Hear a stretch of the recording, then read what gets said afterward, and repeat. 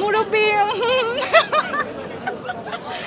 Villain তো তিনজনেই। জি অবশ্যই নতুন ধারা কি এবং অনেক ইউনিক একটা ধারাতে ফিরে আসতেছে, মানে অনেক মজা লাগতেছে। আবার না অন্যরকম ছিল, আর বয়কটের কিছু নাই।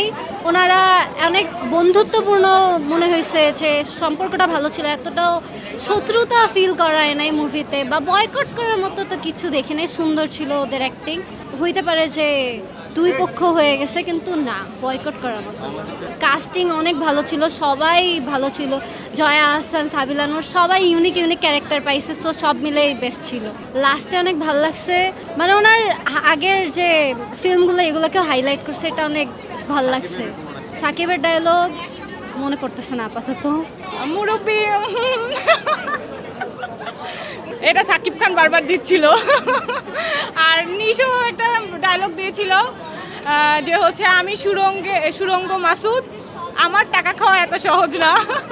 যেহেতু হচ্ছে দুইজনই ভিলেন পার্টে ছিল, তবে হচ্ছে মানে আফরান নিশোরটা আপনার হচ্ছে সুরঙ্গর সাথে রিলেটেড, বাট হচ্ছে সিয়ামেরটা একদমই আলাদা ছিল, একটু অন্য টাইপের। ঠিক আছে, মানে একদম হচ্ছে ধরেন বখাটে টাইপের ছেলেদের যেমন ডায়লগ থাকে, এই ডায়লগটা তার মধ্যে ছিল সিয়ামের মধ্যে। ভালো লাগছে, অনেক ভালো ছিল। ডায়লগটা বলবো না।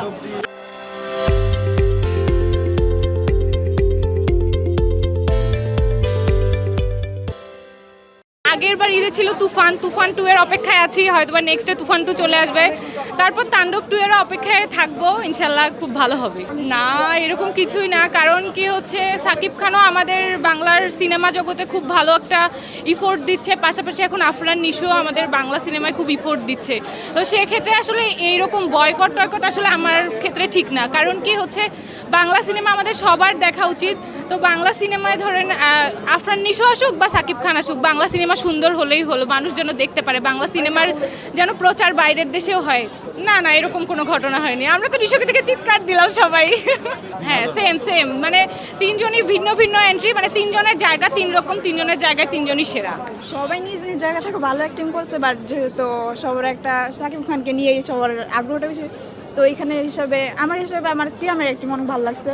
সাকিব খান তো আছে, আফরান নিশোরটা ওইভাবে পুরোপুরি দেখা যায়নি, বাট নেক্সটে আমরা দেখবো। ভিলেন তো তিনজনেই তো ভিলেন। সিয়াম তো সিয়ামের অ্যাক্টিং খুবই ভালো লাগছে। আপনারা বলতে পারেন সিয়ামকে যেভাবে এই লুকে বা দেখবো এটা আশা করি নাই, ওইভাবে আমি দেখি না, অনেকভাবে আর অনেক ফ্যান্টাস্টিক ওয়াসাম যা বলা যায়। মানে বরবাদের পর এটা মানে বাংলাদেশে হিট করবে, অনেক হিট করবে, অনেক ভালো লাগছে। ভালো লাগার কারণ হচ্ছে যে সাকিব খানের প্রত্যেকটা অ্যাকশন, প্রত্যেকটা মুভমেন্ট মানে বলার মতো ছিল, মানে আমরা প্রত্যেকেই এনজয় করছি, অনেক ভালো লাগছে। ভালো লাগার কারণ হচ্ছে মানে সাকিব খানের প্রত্যেকটা ডায়লগ ছিল, মানে ধর্মমন্ত্রী যে ছিলেন এই তাণ্ডবে, উনি বলতেছিল যে আমার না তাণ্ডবে, হ্যাঁ ডায়লগ হইতেছে যে ধর্মমন্ত্রী বলেছিল যে ভাই আমার নামাজ আছে, ভাই আমার ছেড়ে দাও, বলে যে না মুরব্বী, এই জিনিসটা খুবই ভালো লাগছে। মানে প্রত্যেকটা সিন হ্যাঁ ভাইরাল হওয়ার মতো একটা সিন। তারপর হইতেছে আইটেম সং, মানে আমরা মনে করি যে আইটেম সংটা যদি আরেকটু হিট হইতো তাহলে আমরা অনেক মজা পেতাম। সিয়ামের অভিনয়টা অনেক ভালো লেগেছে কেমিওতে। সিয়াম অনেক একবারে মানে তামিল হিরোদের মতনই করেছে একবারে। সিয়ামের রোলটা অবশ্যই ভালো ছিল, মানে আপনার একটা তামিল হিরোদের ভিলেনদের মতন একটা ভাইব আসছে।